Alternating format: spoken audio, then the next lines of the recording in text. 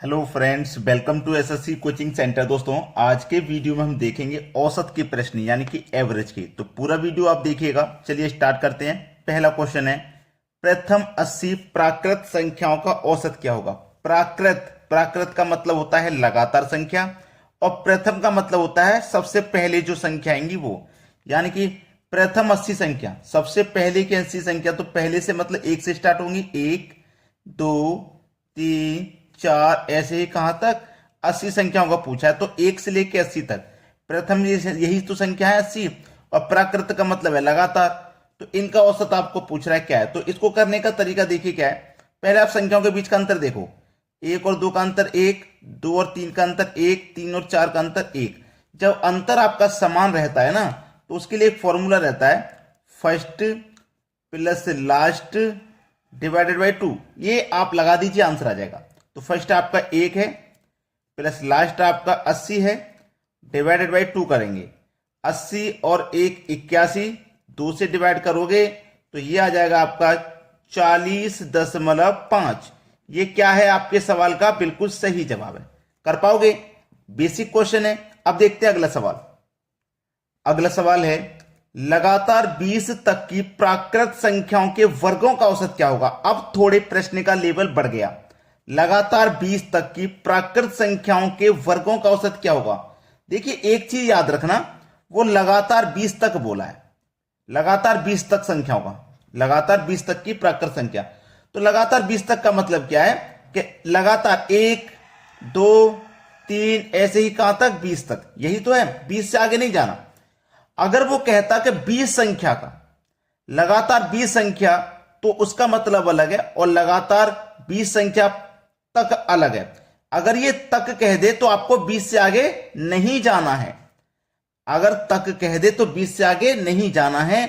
और ये वर्गों का औसत पूछ रहा है, तो इसके लिए फॉर्मूला रहता है, नोट कर लीजिएगा, n+1 into 2n+1 divided by 6। Note कर लिया ना सभी ने। चलो, n का मान कितना है, n का मान होता है 20, लास्ट वाली संख्या, 20 + 1, ठीक है, 2n, n का मान 20 है, 2 इंटू n का मान 20 + 1 डिवाइड में 6। ये है आपका सवाल।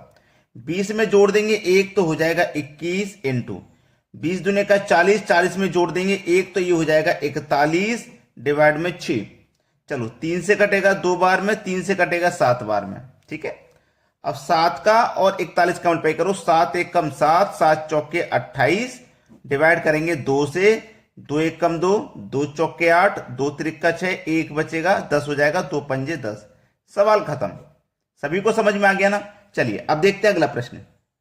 अगला प्रश्न है, प्रथम 16 प्राकृत संख्या के घनों का औसत क्या होगा। तो इसके लिए जो फॉर्मूला है नोट कर लीजिए, n इंटू n+1 का होल स्क्वायर डिवाइडेड बाई 4, ठीक है। ये घन है, घन का मतलब क्यूब, क्यूब का औसत पूछ रहा है। चलिए, n का मान प्रथम 16 संख्या, भाई प्रथम प्राकृत, प्राकृत का मतलब लगातार, यानी कि 1, 2, 3, 4, इस तरीके से। और फिर इनका घन, इनका घन करेंगे सभी का, ठीक है। घन का औसत संख्या कहां तक है, 16 है, तो 16 के घन तक हम जा रहे हैं, यही तो है।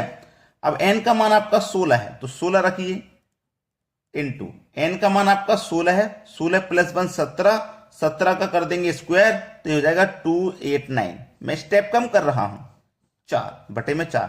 n का मान 16, 16 में जोड़ देंगे एक 17, 17 का स्क्वायर हो जाएगा, 17 का स्क्वायर इतना होता है, 4 चौके 16 कट गया, और 4 का इसका मल्टीप्लाई कर दो आप, 4 नेम 36 का 6, कैरी का 3, 4 अट्ठे 32 और 3 35, कैरी का फिर से 3, 4 दूने का 8, 8 में कैरी का 3 जोड़ देंगे 11, 1156 है आपके सवाल का बिल्कुल सही जवाब। ये आपके प्रश्न का बिल्कुल सही जवाब हो जाएगा। अब देखते हैं अगला प्रश्न। अगला प्रश्न है, प्रथम 51 सम संख्याओं का औसत क्या है। देखिए मैंने आपको एक चीज बताई थी कि अगर वो तक कह दे, तक कह दे तो आपको उससे आगे नहीं जाना। अगर यहां पे वो 51 तक कह देता तो हम 51 संख्या से आगे नहीं जाते, मैंने बताया था। लेकिन यहां पे 51 सम संख्या है, 51 सम संख्या है। तो देखो पहली सम संख्या क्या हो जाएगी, 2, दूसरी 4, तीसरी 6, चौथी 8।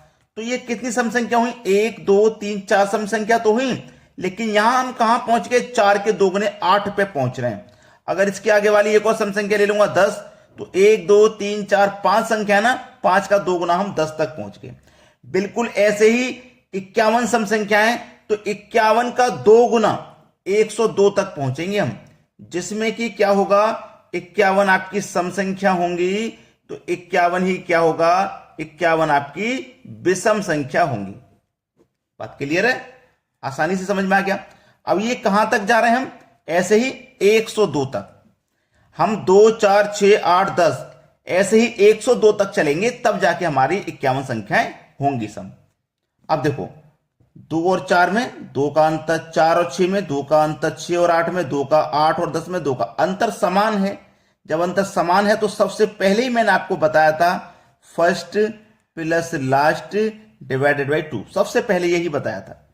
तो फर्स्ट संख्या आपकी 2 है, लास्ट संख्या 102 डिवाइडेड बाई 2, 2 और 102 मिलकर के हो जाएगा 104, डिवाइड कर देंगे 2 से, कितना आ जाएगा आंसर 52।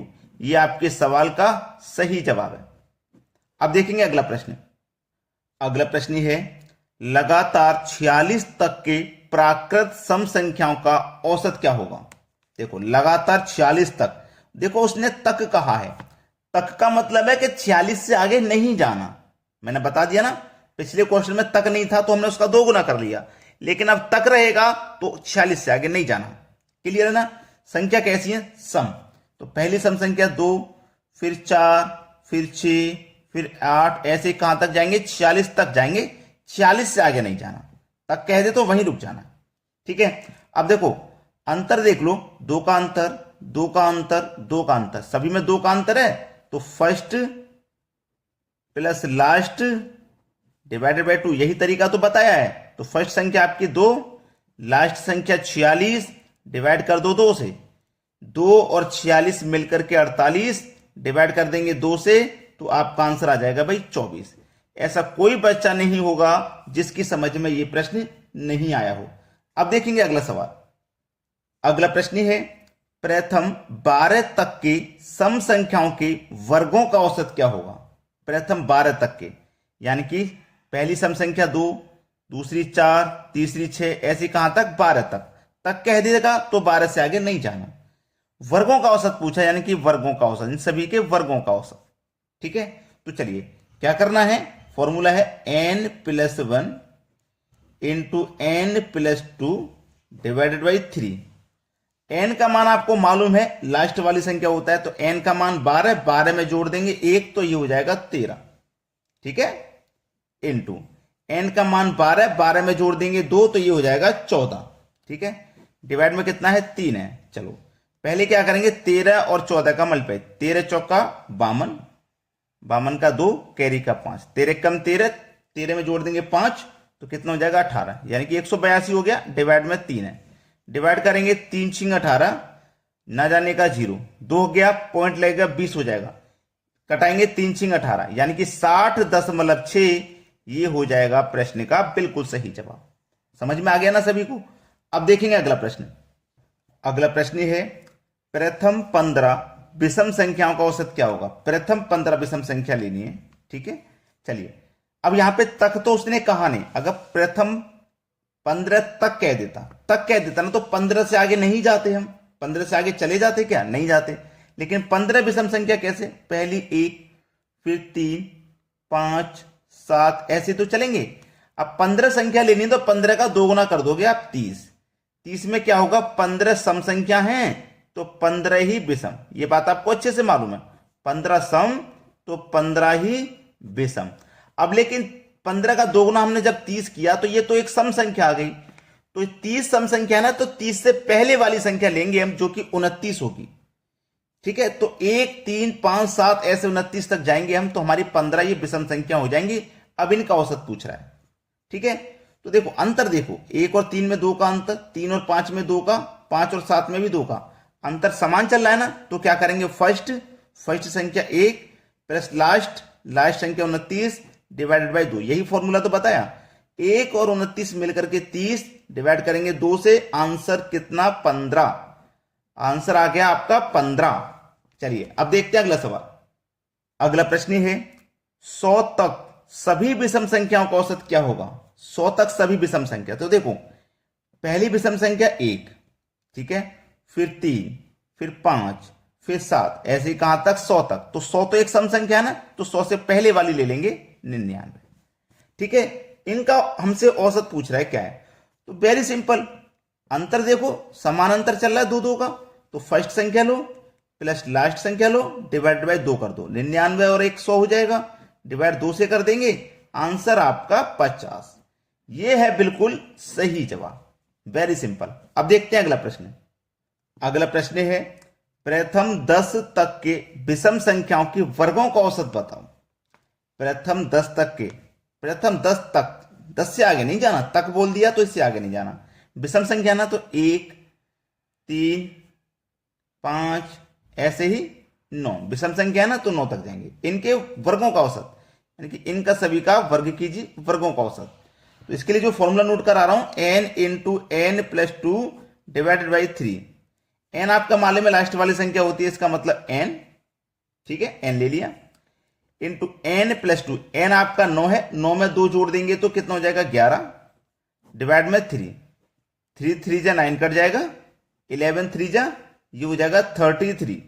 ये आपके सवाल का बिल्कुल सही जवाब हो जाएगा, ठीक है, सभी को क्लियर हो गया ना। अब देखते हैं अगला प्रश्न। अगला प्रश्न है पहली 5 अभाज्य संख्याओं का औसत होगा।